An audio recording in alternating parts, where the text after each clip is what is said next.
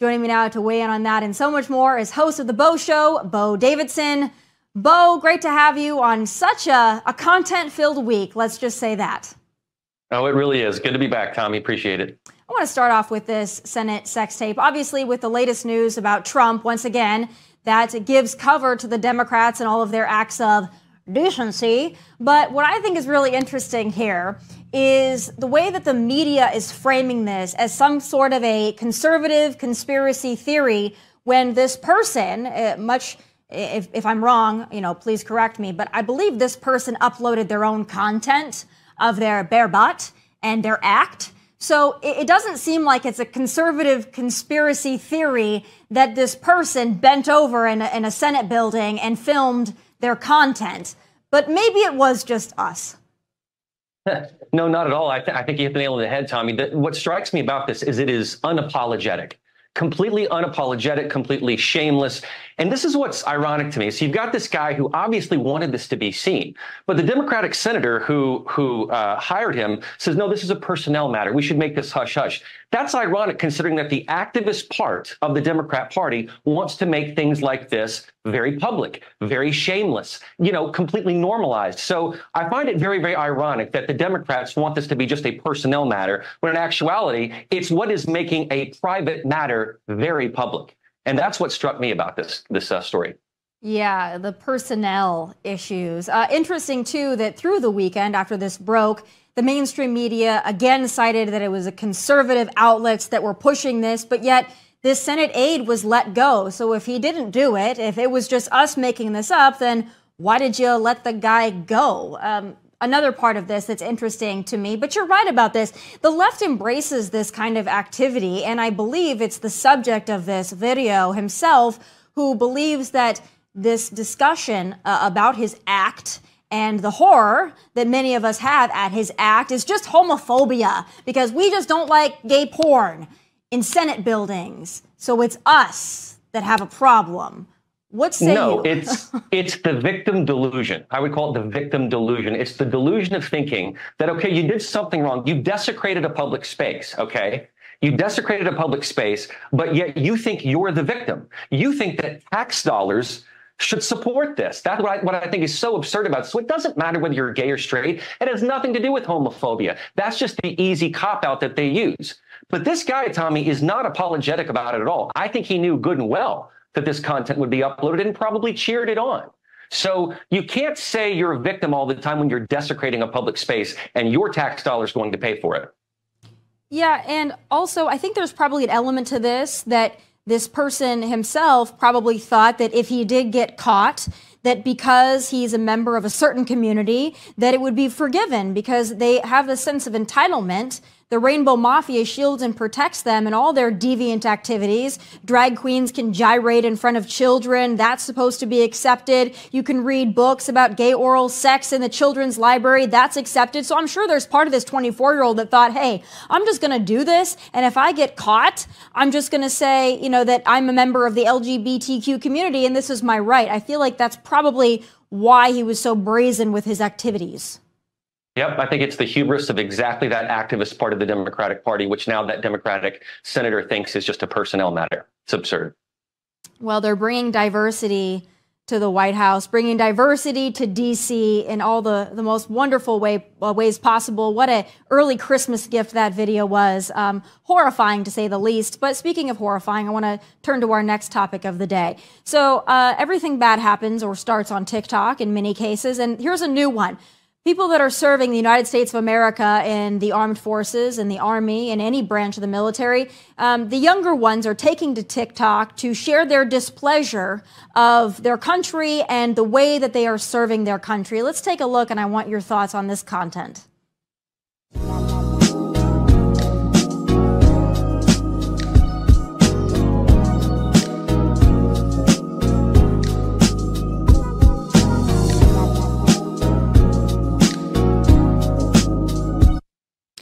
What do you think our enemies are thinking when they see somebody uploading a TikTok video complaining about the food and the hours and the leadership of the country that they enlisted? We don't have a draft yet to serve. Right. What do you think about the state of young people and the state of our military, really? Well, I think that China has to be laughing because let's be honest, Tommy, this one app, TikTok, is completely doing horrible things to an entire generation. It is desecrating our military. So when you see these young military Gen Z folks that are signing up for the military and they're complaining, to me, this is the cause and the effect of Gen Z, which is you have a lazy, coddled generation. And then you have the military, honestly, who's not doing itself much favors by coddling to them with these DEI initiatives. And so what you have to me is a perfect cause and effect scenario. And I think that in particular, China has to be laughing at this. Obviously, all our adversaries, but particularly China, because they're the one that created this app. Yeah, and people, they just feel the need to post anything and everything on this app. Another one that was circulating over the weekend, another trend, once again, Gen Z, saying that they are overwhelmed by menu choices. They're terrified to go to a restaurant because they have too many choices and they get anxiety when they have to communicate with wait staff, and it triggers them, it traumatizes them, really. I'm a little bit worried about this generation. I'm not sure this is something that they will grow out of. Now, I'm a millennial. Millennials are, whiny, and millennials are lazy in some cases as well. But I look at Gen Z, and maybe that's just because I'm in the older generation now, but I look at Gen Z and I'm thinking they are just really traumatized by basic life activities. And I'm not sure what the future of our country looks like if these are the people that are going to be voting, serving in our military, paying taxes. I don't know where we go from here. Yeah, indeed. And Tommy, there's a big obesity problem in Gen Z in 18 to 25. And so you look at some of the military standards and Gen Z, those who have enlisted are not up to snuff. And so you probably remember the slogan from the Army, be all you can be. So is it be all you can be or is it be all you can eat? Like, I don't get it. This is insane that they would have such an obesity problem in the military. They're not able to measure up to the standards the military has. Meanwhile, Russia, North Korea, China, you name it, they've got the best. They've got some incredible fighters who are not on TikTok all the time. By the way, I thought TikTok was supposed to be banned on all of these military devices. I don't know how they're getting in the first place. But the bottom line is this is the cause and effect of what is happening in our culture today. You have a lazy, coddled generation. And the military, like I said, did itself no favors by all these diversity, equity, and inclusion initiatives to bring them in. I feel like a lot of these people that are joining the military, and not all of them, because there's certainly a lot of young people that want to serve their country, but some of these people, the people that are posting about how much they hate the military, I feel like a lot of that is because they want the content of it all, and they don't know what other content to make, but our tax dollars are funding their time to make these TikTok videos. I also think it's interesting because if you're in law enforcement, if you're in the military, you can't speak badly about your department. You can't speak badly about your commander-in-chief, no matter how abhorrent your commander-in-chief may be. But you can make TikTok videos talking about how bad the military is.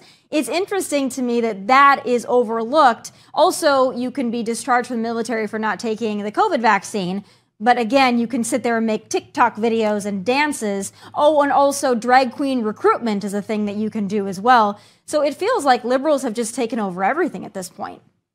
Yeah, and I think you hit the nail on the head with the fact that there's a dysphoria. It's about the projection of your life rather than your life itself. People want to be rewarded for what they project to, to the public, but they don't want to actually be rewarded for what they actually do. It's more about the persona of it and the public image of it rather than the actual work itself, which should be defending our country, should it not?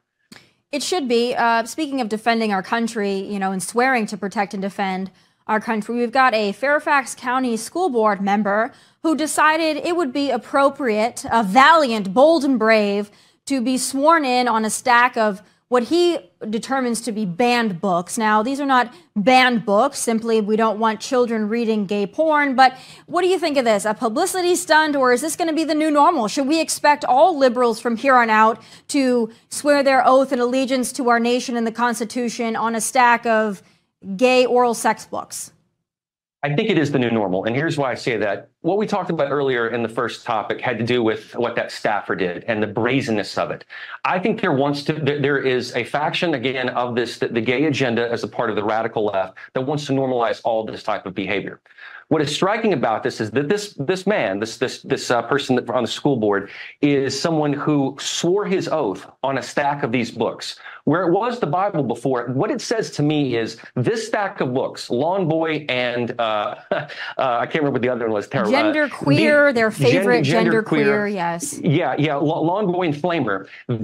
Those are the books that are now your moral compass. That is your moral beacon. That is what you swear your oath by. So, and what I think is so peculiar about this guy, Tommy, is he started his career working for Lamar Alexander and John McCain.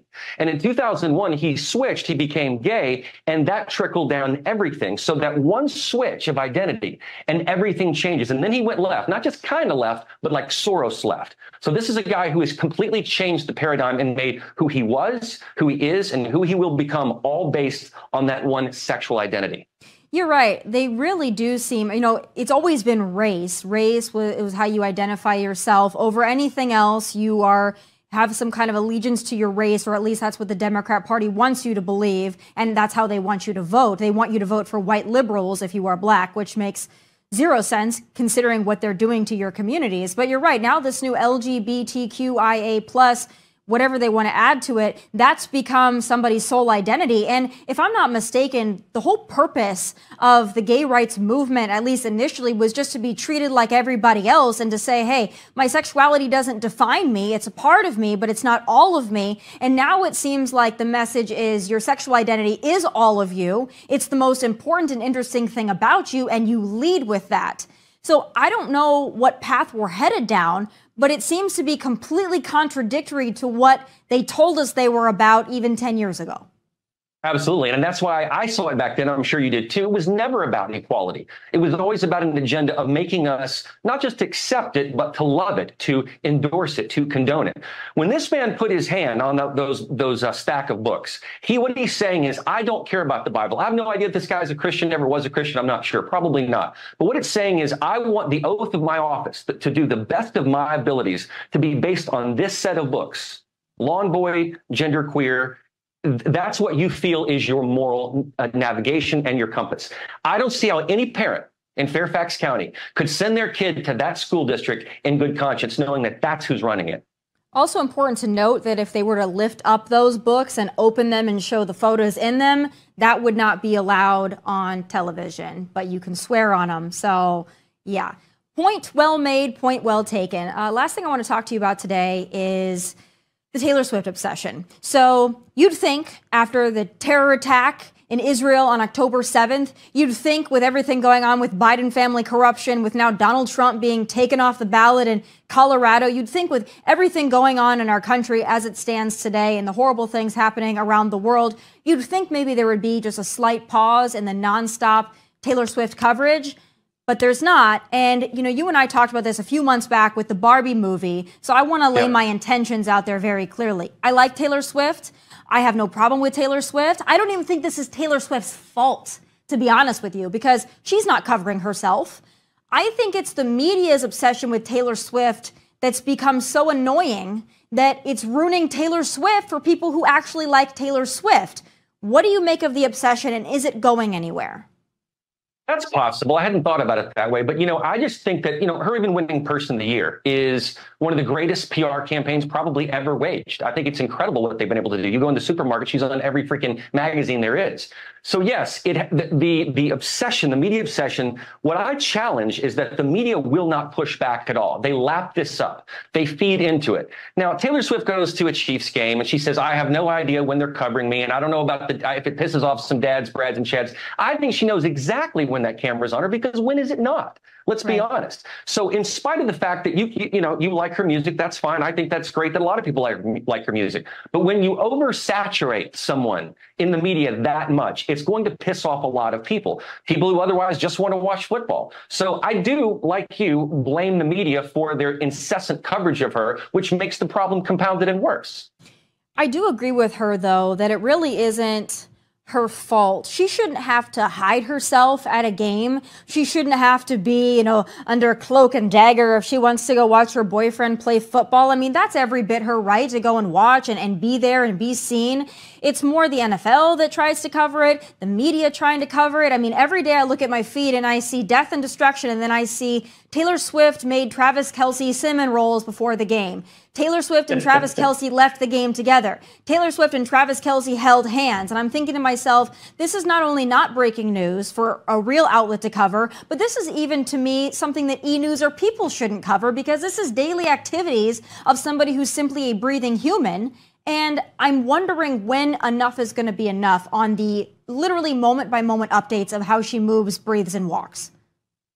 I don't think we will see a ceasing to it. You know, from a songwriter's perspective, like, I just wanted to see some emotional maturity, some emotional maturation in her process. I think, you know, when John Mayer wrote that song Paper Doll about her, and he's saying, you know, you're like 22 girls in one and none of them know what they're running from. To me, I thought that was perfect. And he doesn't even want the song to be about that, but we know that that's exactly what it was about. I want, you know, if the media is going to cover her, I want it to be about something good that makes me feel good, that feels like, oh, wow, I can applaud that. The problem is that every time I see a media story about her, it's something I can't stand. So I think from the guy's perspective, we're sick of it. We don't care. By the way, it's not exactly been the Chiefs' good luck charm either. But the telltale sign for me, Tommy, honestly, and I'm sure you've thought about this, is to what extent can Taylor Swift affect the vote? Because she has a mobilized army of fans that do not think, they think she's Jesus come off the cross, that she can do no wrong. To what extent can she mobilize all these fans to go vote for a man with dementia who has a sniffing problem? Is that possible? Yeah, I think it certainly is. And again, I see what you're saying about this. One thing that does bother me, though, about conservative influencers or conservative media when they talk about Taylor Swift, they're so angry that she's got this influence over people. But I can't be angry that she's got the influence over people, because that's something that I think we should be envious of and jealous of, that we don't really have that. But I actually think we do have that, and there's another obsession on the right, and that's Donald Trump, right? So as much as the left loves Taylor Swift, and we're worried that she's going to be able to get out the vote, I mean, there's a lot of idol worship when it comes to Donald Trump as well, and he's also a celebrity in many regards, if not really all regards. Obviously, he's a former president, but he's always been a celebrity. So I think it's interesting when conservatives get so mad about influence of Taylor Swift. Well, hey, listen. We wish we had it, right? Isn't it kind of one of those things where it's like we can bitch and moan and we can stomp our feet, but it'd be kind of nice if we had that kind of mobilizing force on our side outside of Donald Trump. Yeah, that's true. And we've always had a little bit of a problem with our influencers on the side of the right. But I will say, you know, there's that song by Living Colour, The Cult of Personality. And that describes perfectly what's going on here, whether it's Donald Trump or Taylor Swift. There definitely is a cult of personality around both. The difference to me, though, is that Donald Trump has done things, has a track record of doing things that are positive for most Americans, whether that's the economy, unemployment, job growth, you know, all of that, lifting up Black Americans, Hispanic Americans. I want to know what Taylor Swift has really done to influence the market and make our lives better. I have to play devil's advocate here, because she has stimulated the economy a lot. So I will say this about her. I don't like the constant coverage of her by the media, because I think it's annoying about the cinnamon rolls and stuff. But I will say this. As far as Taylor Swift goes, I just have to be fair about it, because here's what I will say about her. Stimulated the economy, revitalized a lot of cities with her tour, with people spending money on hotels, small businesses in the area of where her concert's going to be. So I'll give her that. And I will also say this. Even though if you like her music or don't, at least her music for the most part is pretty wholesome. It's not Beyonce and Cardi B and Nicki Minaj who talk about gross, disgusting things that children shouldn't be listening to. So I will give her that for the most part, she is pretty wholesome. She's not altogether a bad role model. Yes, she's dated a lot of people, but as far as celebrities and mega celebrities go, I will give her that on that side of it. So she has done things. I think we put too much weight onto what celebrities should do for the world. I wish that maybe they did less for the world and just focused on their art, their craft, stimulating the economy, which is a byproduct of their art and their craft. But I think like leaning on celebrities to find our political guidance, I wish we did less of that. I agree with that. I just think that my opinion is that, and it's just one man's opinion, is that Taylor does most of her things as a PR stunt to accentuate herself and her image. I think it is intentional. I think there's a very intentional effort behind it. She didn't do all the things that most songwriters did to get where they are. That she didn't have to do all those things. And I'm not blaming her, because her dad had that kind of money. That's fine. But I just think that in this cult of personality, this worship of a person, that we have to hold them to account. Conservatives don't like her because she's a Democrat. That's obvious. That's the low-hanging hanging fruit. The question is what has she done to actually help move people along? You talked about the role model situation. I don't think she's a great role model, because I think if you were trying to tell your daughter, look up to this girl, she's had 38 boyfriends and none of them want to marry her, is that not a red flag? Is that not someone saying, all right, Beau, we're going to get back into the Barbie conversation, because listen, having 38 boyfriends does not mean that you are necessarily, and she said it, she's poked fun at it, it's not necessarily mean that she's the problem. She very well could be. I don't know her, but she's had 38 boyfriends or whatever. I actually think it's better that she hasn't gotten married and had several divorces and things like that. So I don't think that we can necessarily blame her because she's dated a lot of guys. She doesn't have a sex tape like Kim Kardashian and Paris Hilton. You know, she's not been seen doing drugs or doing nasty things. So I do think that she's a role model, Beau. As far as celebrity role models go, I don't think she's certainly not the worst. In a way, Tommy, but for the moment, if you just indulge me, if her lyrics are all saying, it's never my fault, it's always someone else's, there's no level of introspection, doesn't that send a bad signal to those girls out there that say, maybe I don't need to look at myself, it's always Chad, Brad, and Dad's fault, it's never mine? Isn't that a time for reflection? Most songwriters, John Mayer included in them, there's a lot of females too, that over time, they look inside themselves and say, maybe I was at fault for this, maybe I ruined this relationship. And if you don't have that moment of self-reflection and introspection, you not only not just grow as a songwriter, but you're not going to grow as a human. And so I'm looking at her emotional IQ and saying, where are you going? What are you teaching our young people? That's where my head is. Well, I mean, to be fair, Beau, she does have an entire song saying that she's the problem.